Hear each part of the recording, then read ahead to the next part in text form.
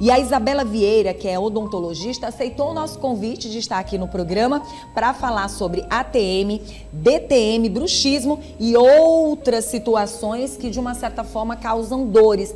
E a gente entender as diferenças, não é isso? Seja bem-vinda ao nosso programa. Muito obrigada, Vanusa. Obrigada pelo convite, obrigada por estar aqui e estamos aqui para tirar todas as dúvidas sobre esses assuntos. Muito bom. E aí a gente já começa logo querendo entender, na verdade, o que é a disfunção temporomandibular e como realmente as pessoas podem identificar. Dá para perceber, dá para sentir? Sim, dá sim. A disfunção temporomandibular, na verdade, é um termo geral que a gente chama ali para aquelas desarmonias da face. Alguma dor na articulação temporomandibular, que é essa articulação aqui que vai possibilitar os movimentos, né, de abertura, fechamento e estruturas associadas. Então, muitas vezes o paciente apresenta alguma dor tanto na articulação ou pode apresentar dor na musculatura associada a essa articulação, que é essa musculatura aqui, que a gente de vez em quando sente dor de cabeça, essa região aqui atrás do pescoço, né? Então, todas essas regiões podem estar associadas ali à disfunção temporomandibular. Aí a gente chama de DTM? Isso. A DTM é justamente a disfunção temporomandibular, é a disfunção dessa região aqui e todas essas estruturas associadas. Por que acontece? Quais são, assim, as causas? O que faz com que muitas vezes a pessoa até pense que está com algum problema de doença, pensa que está com enxaqueca, mas pode ser causada e provocada por essa disfunção? Pode sim. A disfunção, na verdade, ela é multifatorial, né? A gente tem várias possibilidades que podem acometer e que podem ocasionar ali, vir a desenvolver a disfunção. Então, a gente tem problemas que podem, vamos dizer assim, atrapalhar ali a normalidade, né, daquela articulação. E pode ser também fatores emocionais, fatores como trauma, um excesso realmente de função daquela região, como por exemplo o bruxismo que você mencionou. Então muitas pessoas não sabem nem que rangem ou que apertam os dentes. E às vezes só uma orientação a pessoa já volta à sua normalidade. Então muitas vezes aquela pessoa também, agora que muita gente está indo para academia demais, né? A gente na academia tende a apertar demais os dentes e isso acaba exacerbando a função da musculatura que leva a uma dor e pode desenvolver uma disfunção temporomandibular. E aí a gente lembra que de uma certa forma esse impacto todo também traz danos para o dia a dia dessa pessoa, né? Com certeza, é uma dor que os pacientes reclamam muito e assim, é muito incômodo. Muitas vezes confunde com dor no ouvido. Então, existe essa indicação dos pacientes para um otorrino, por exemplo, relacionado, só que o otorrino faz as avaliações e vê que realmente pode estar relacionado a uma disfunção temporomandibular. Nesse caso, os profissionais, que no caso não é um dentista, um odontologista, corre o risco de passar só medicamentos e não entender de fato o que está acontecendo com aquele paciente, cliente? Com certeza. A gente tem, se a gente não tiver um diagnóstico muito preciso, né, a gente acaba tratando só os sintomas e que acaba dificultando, né, o tratamento ali do paciente. E a gente sabe que o tratamento para disfunção é um tratamento também multidisciplinar.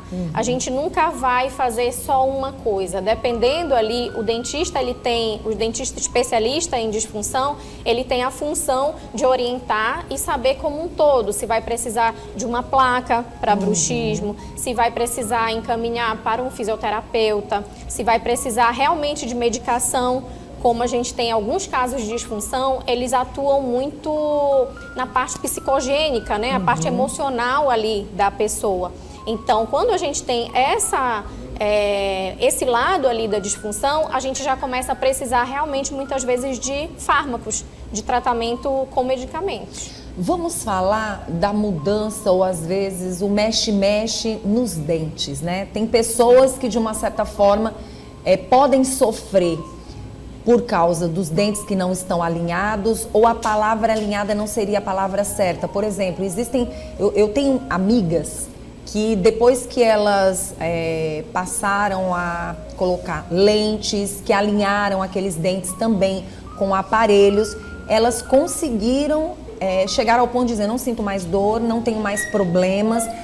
Os dentes não alinhados também pode trazer esse problema ou não? Isso é um mito? Pois é, antigamente, Vanus, a gente tinha muito essa ideia que a oclusão, né, que os dentes, eles estavam associados à disfunção.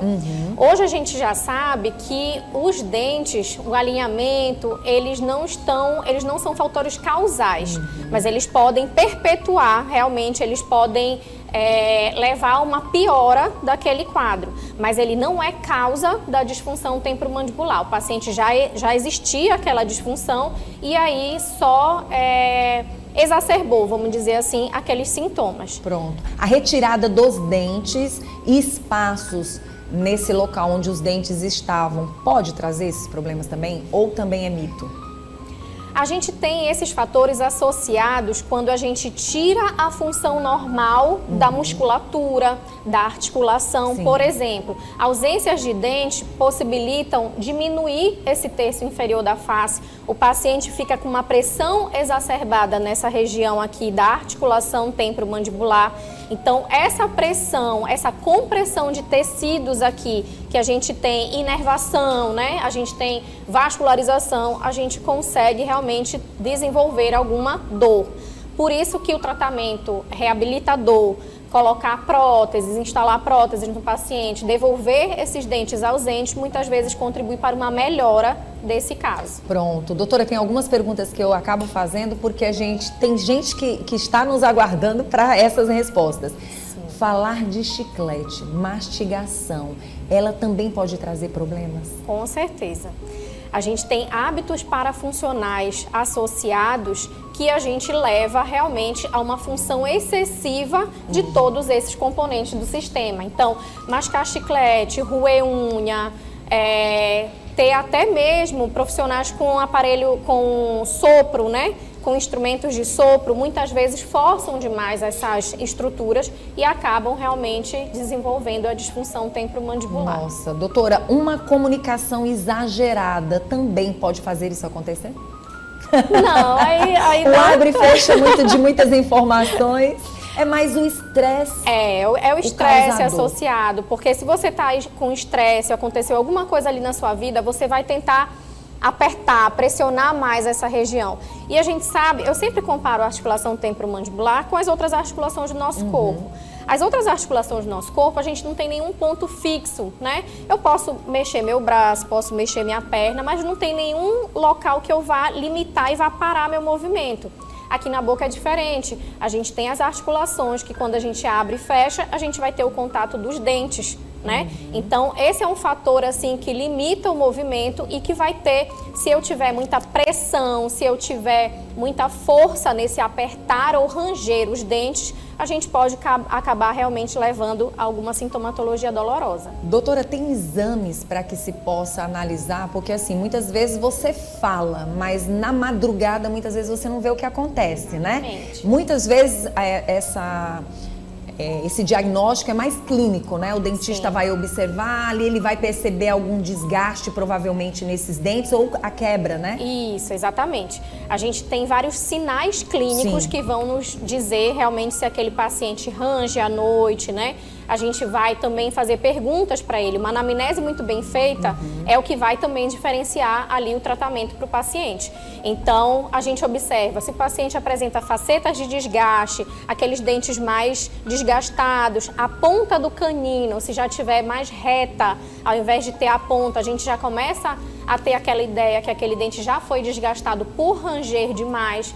Então, a gente tem todos esses sinais associados que a gente pode remeter ali que o paciente realmente faz esses hábitos parafuncionais. Doutora, e quais são os outros sintomas além de dor? Por exemplo, zumbido, o que a gente pode perceber e que já nos dá um diagnóstico, mesmo que não seja tão visual? O paciente pode apresentar zumbido, pode apresentar estalos ao abrir a boca, pode apresentar limitação de abertura de boca. Então, às vezes, o paciente, eu abri a boca mais do que eu estou abrindo agora. Então, essa limitação de abertura de boca pode levar a um diagnóstico, por exemplo, de um deslocamento de disco. da articulação. A gente sabe que o côndilo, a estrutura do disco, que é como ele funciona como se fosse um amortecedor aqui dessa região, igual a gente tem no joelho o menisco, a gente tem aqui no côndilo o disco articular. Ele vai proteger e deixar com que essas estruturas ósseas não tenham contato entre si, que é a cabeça do côndilo e aqui nosso crânio, né? Então, quando a gente faz os movimentos de abertura, fechamento, a gente tem esse disco protegendo. Se a gente o paciente abre a boca e percebe que tem um estalo, é porque esse disco saiu da posição correta. Então, alguns pacientes relatam, doutor, quando eu abro a boca, eu estalo, depois volta e volta ao normal. Então, nesses pacientes, a gente precisa ter um cuidado especial para que não venha a ter uma abertura excessiva também, para que esse disco consiga sempre retornar e faça a função dele, que é de amortecimento. Bom, com esses cuidados todos, no que pode chegar? Numa cirurgia? Pode levar a um travamento de boca aberta. Nossa. Paciente que desloca realmente aqui o côndilo, sai da fossa e a gente acaba realmente tendo o paciente com a boca aberta. E também, se necessário, em casos muito graves, a gente pode ter a necessidade de ir para uma cirurgia de Quase ATM. sempre não precisa? Geralmente é resolvido de outras formas, doutora? Geralmente, Vanusa, a gente parte dos tratamentos mais conservadores, que são realmente ali o uso da placa, o tratamento com a fisioterapia, a acupuntura também a gente indica.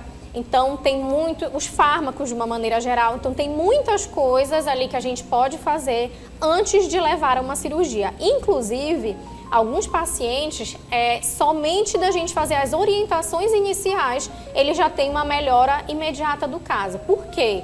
Muitas vezes o paciente não sabe, nós de uma maneira geral, não sabemos que os dentes, quando a gente está assim em repouso, igual você está agora, os dentes eles não podem estar tocando, encostados. É para eles estarem desencostados, com espaço entre eles. Então, muita gente quando está trabalhando está apertando os dentes. E isso não é o certo, porque se eu aperto, eu estou fazendo aquele músculo funcionar. Então, eu não posso, eu tenho que estar em repouso. Para eu estar em repouso, eu tenho que estar com meus dentes desencostados. Doutora, quando você fala assim, tem algo que nos chama atenção, que são essas colocações de dentes maiores que muitas vezes chamam bastante atenção. Sim. Isso também não deixa de ser um alerta, né? Porque tem pessoas que não conseguem nem falar direito. Me desculpa falar, tem mais dentes do que o próprio tamanho da pessoa. Exatamente. E aí a gente fica naquela preocupação, porque é como se o dente chegasse primeiro e que o corpo inteiro não fosse visto. Tem pessoas que realmente estão com dentes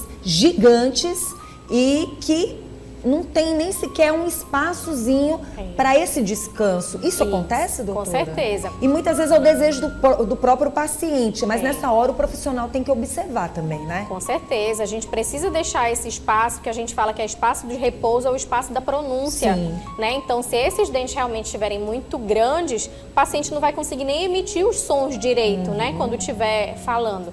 E isso pode realmente atrapalhar, levar a uma hiperfunção dessa musculatura.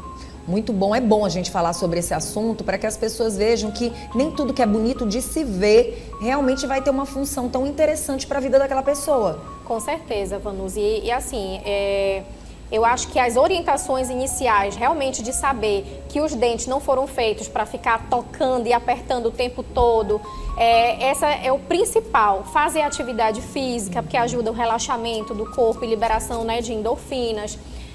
A gente pode orientar também não ter, quem apresenta essas dores, essas características, da gente também limitar um pouco o uso do café, a ingestão de café, porque excita demais.